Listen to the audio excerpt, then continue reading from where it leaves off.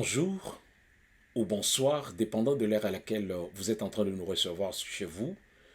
Mon nom est Narcisse Chibangu, je suis psychologue et spécialiste des questions liées au leadership organisationnel et en même temps responsable de US Smart Trainings, qui est un cabinet conseil basé ici aux États-Unis.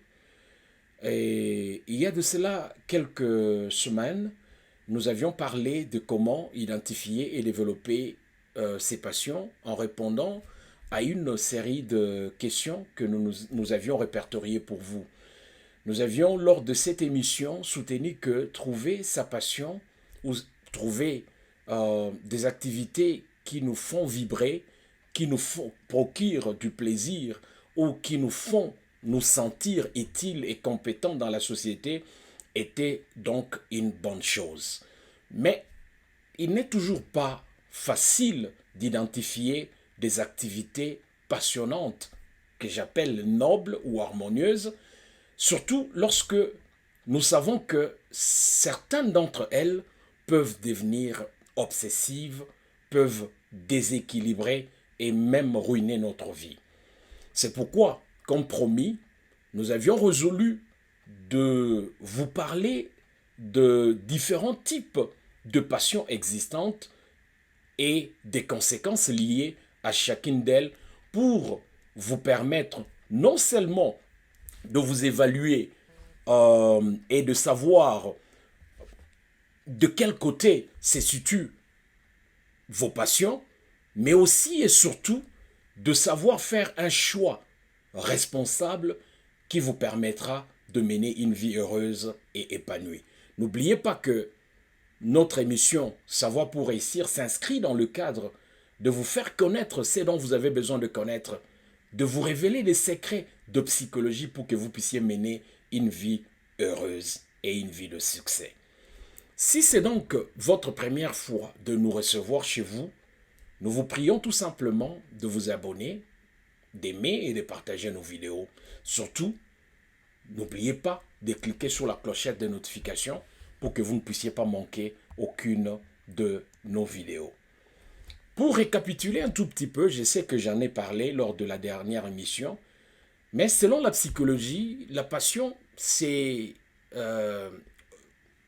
représente pratiquement une forte attirance pour un objet, un sujet ou une activité spécifique qu'un individu aime ou apprécie totalement ou fortement, favorise grandement et dans lequel ou laquelle activité il investit du temps et de l'énergie sur une base régulière.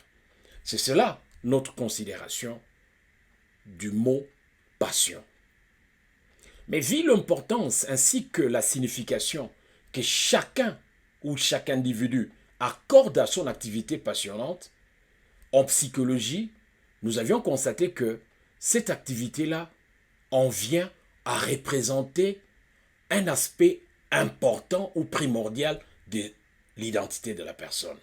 C'est ainsi que vous constaterez que si quelqu'un est passionné par le chant, on l'identifiera facilement comme chanteur.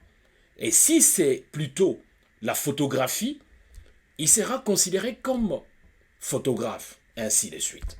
Donc la passion fait partie de notre identité. La passion nous identifie à un certain point. Mais lorsque celle-ci devient obsessive, toutes les donnes changent et commencent à perturber notre quotidien, notre vie de tous les jours. Nous reviendrons sur cela pour vous montrer les conséquences que cela peut attirer. Mais quels sont les types de passions que nous avons? Comme j'avais dit que nous allons parler de types de passions et leurs conséquences. Nous avons, selon la littérature en psychologie, nous avons des différents types de passions. Nous avons la passion harmonieuse, que moi j'appelle passion noble, et la passion obsessive, que moi j'appelle la passion toxique. Une passion harmonieuse se développe toujours lorsque l'activité que l'on aime est en harmonie. est en accord, est en équilibre avec les autres sphères de notre vie. Par exemple, pour une personne qui est passionnée par le sport, sa pratique du sport ne va jamais être en conflit avec le temps que cette personne peut consacrer aux autres activités de sa vie. Cela ne va jamais être en conflit ou empiéter les responsabilités familiales qu'il a, ou des responsabilités académiques ou scolaires, ainsi de suite. Donc, l'activité noble ne va jamais vous amener à négliger les autres activités que vous avez. Ici, l'individu s'adonne à sa passion, l'individu s'adonne à son activité passionnante volontairement, sans se sentir contraint ou forcé de le faire. Même si le désir de s'engager dans cette activité est fort, la personne garde tout de même sa liberté et son autonomie de pouvoir s'engager ou pas dans cette activité. Donc ici, l'individu contrôle son activité. L'individu aime son activité pour ce qu'elle est et non pas pour les bénéfices secondaires que cette activité-là peut générer dans sa vie.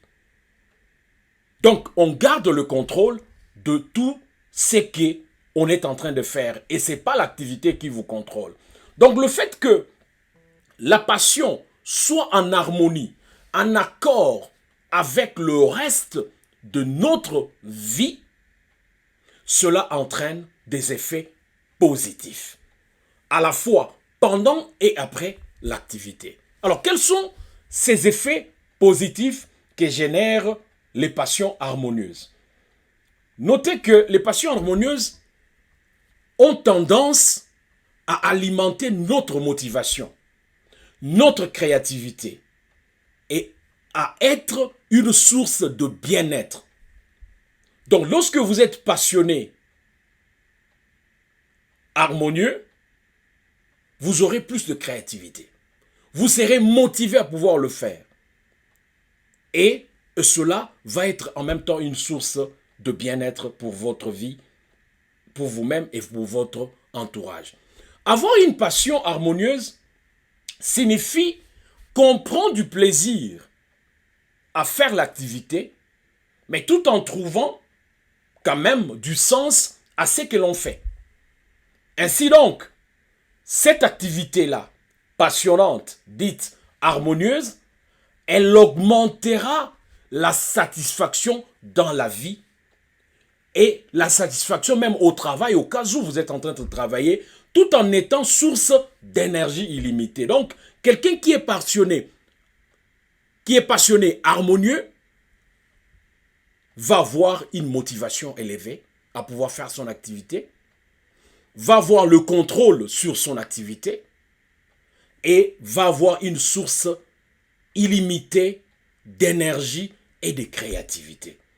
Donc, ce type de passion, comme vous pouvez le constater, a l'avantage de nous protéger contre l'anxiété et la dépression. Je ne cesse de le dire, la maladie mentale la plus dangereuse en psychologie, c'est la dépression. Pourquoi? Parce qu'elle peut entraîner la mort. Elle peut amener la personne à se suicider. Donc, si déjà votre passion vous préserve, vous protège de la dépression, c'est déjà une bonne chose. C'est un avantage acquis et c'est pourquoi, dans la conclusion, je vous dirai ce qu'il faut faire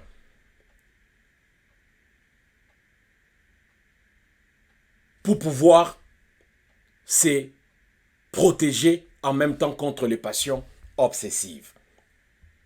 Ces passions harmonieuses ne créent pas de conflits interpersonnels, ne créent pas de conflits autour de soi-même, ne créent pas de conflits intrapersonnels, mais plutôt permettent de développer des relations de qualité tout autour de soi-même.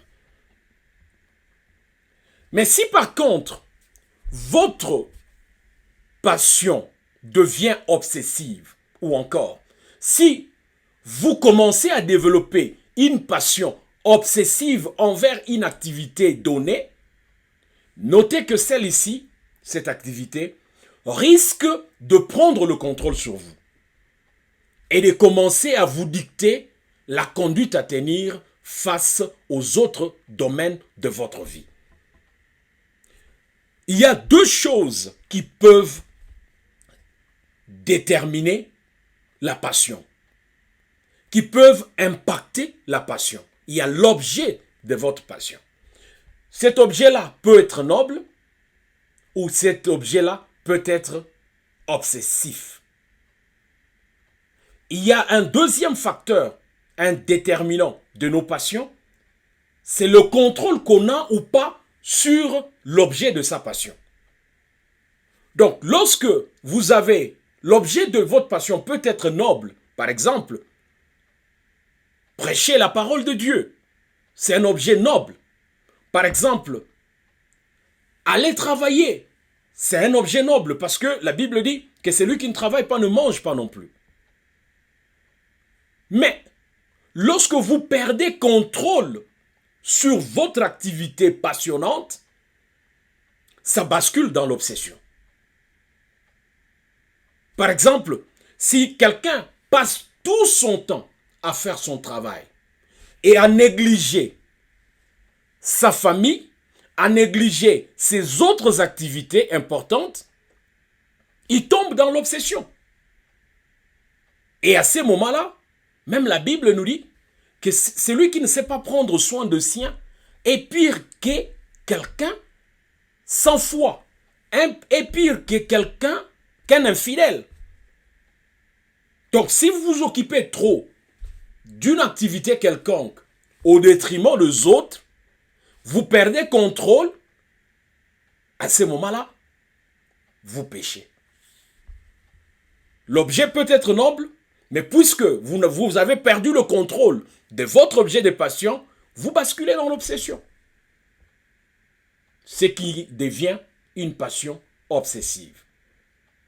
Donc, vous pourriez avoir quelqu'un qui a une passion obsessive, bien entendu, pourrait commencer à avoir l'impression qu'il lui faut impérativement pratiquer cette activité, même si celle-ci lui amène à négliger les autres domaines de sa vie, comme s'occuper de sa famille, s'occuper de ses autres activités, ou peut-être rester en communion fraternelle avec sa famille.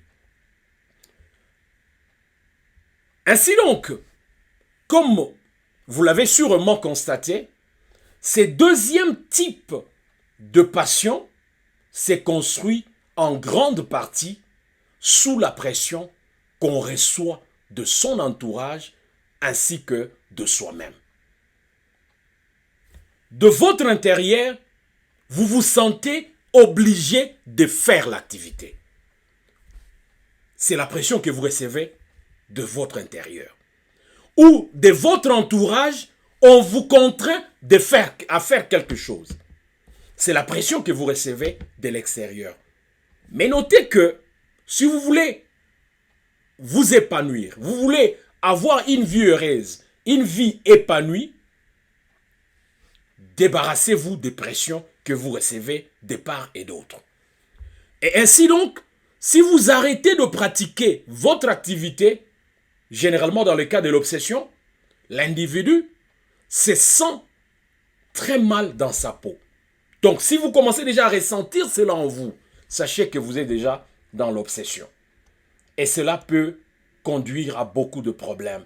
En résumé, une passion obsessive fait référence, généralement, à un engagement incontrôlable, à un engagement rigide pouvant entraîner un réel conflit avec les autres domaines de votre vie. Ce type de passion est difficile à inhiber, est difficile à contrôler, est difficile à cacher. Elle peut même complètement envahir votre vie et avoir des conséquences négatives sur vos relations interpersonnelles. Lorsqu'on devient obsédé par la reconnaissance, par le prestige social, on devient obsédé par le résultat, sachez-le que votre passion finit par devenir beaucoup plus rigide et finit par créer en vous un déséquilibre mental et social considérable qui peut même conduire à beaucoup de problèmes de santé mentale et physique. Tomber dans l'obsession peut faire prendre des véritables risques du point de vue de la santé mentale et de la santé physique. Comment? En suscitant bien entendu une persistance rigide de l'activité. Les passions obsessives ne contribuent jamais et ne contribueront jamais à une vie équilibrée et heureuse. Elles sont plutôt un prédicteur des émotions désagréables. Elles sont un prédicteur de l'anxiété. Elles sont un prédicteur de symptômes dépressifs et de l'épuisement. Donc c'est très dangereux de vous adonner à vos activités obsessives parce qu'elles peuvent détruire carrément votre vie. Mais comment savoir si réellement votre passion est obsessive ou pas? Comment reconnaître que vous êtes dans l'obsession ou bien vous êtes dans la passion harmonieuse? Il y a 3 questions principales que nous avons répertoriées pour vous, que vous pourriez vous poser. Et la réponse ou les réponses que vous donnerez à ces 3 questions peuvent déterminer si vous êtes dans l'obsession ou vous êtes pratiquement dans la passion noble. La première question est celle: comment vous vous sentez ou comment vous sentez-vous à la fin de l'activité? Lorsque vous terminez l'activité ou vous stoppez de pratiquer l'activité, comment vous vous sentez? Si vous vous sentez mal dans votre peau, vous êtes déjà dans l'obsession. Mais si vous trouvez ça normal, qu'à un moment donné, je dois arrêter pour m'occuper d'autre chose, c'est que vous êtes dans la passion harmonieuse. Une deuxième question. Êtes-vous capable de passer à autre chose, de vous arrêter, ou ressentez-vous plutôt le besoin incessant de travailler à votre passion ou à votre entreprise, et ce au détriment de vos proches? Si la réponse à cette question, à cette série de questions est oui, c'est-à-dire que vous vous sentez, vous n'êtes pas capable de passer à autre chose, et si vous vous arrêtez de travailler, vous n'êtes pas capable de vous arrêter, même si cela va au détriment de votre famille, c'est que vous êtes déjà dans l'obsession. Peu importe l'objet de votre passion, noble soit-il, si vous êtes incapable de pouvoir stopper à un moment donné, comme on le dit, chaque chose a son temps, mais vous vous sentez toujours en vous une pression de pouvoir faire ce que vous êtes en train de faire, sans arrêter, vous êtes déjà dans l'obsession. Et la dernière question qui vous permettra de pouvoir vous situer ou situer de quel côté votre passion se retrouve est celle de répondre à la question de savoir: est-ce que votre passion ronge ou ruine toutes les autres sphères de votre vie? Si oui, vous êtes déjà dans l'obsession. Donc, sachez que si la réponse à cette question est oui, c'est que vous basculez déjà dans l'obsession totale et votre passion est obsessive. Ainsi donc, si réellement vous voulez vivre une vie épanouie, une vie heureuse, une vie équilibrée, il vous faut favoriser le développement de passions harmonieuses des passions nobles et réprimer ou rejeter totalement toute forme de passion dite obsessive, même si elles paraissent inoffensives ou nobles de par leur objet. Celui qui souhaite mener une vie heureuse, celui qui souhaite mener une vie équilibrée, celui qui souhaite mener une vie épanouie, doit se prémunir de passions trop envahissantes qui pourraient même le mener à se couper des autres et de ses responsabilités. Voilà un peu ce que j'avais à vous dire en ce qui concerne les passions obsessives et leurs conséquences sur notre vie de tout le jour. Évitez de basculer dans les passions obsessives parce qu'elles peuvent ruiner et détruire votre vie, peu importe l'objet de ces passions. Ainsi donc, si vous avez aimé, n'oubliez pas de cliquer sur le bouton qui correspond à aimer la vidéo. Et si c'est votre première fois de nous suivre, n'oubliez pas de souscrire ou de vous abonner à notre chaîne YouTube, d'aimer et de partager nos vidéos, surtout de cliquer sur la clochette de notification pour que vous ne puissiez pas manquer aucune de nos vidéos. Dans l'entretemps, que Dieu bénisse vos familles.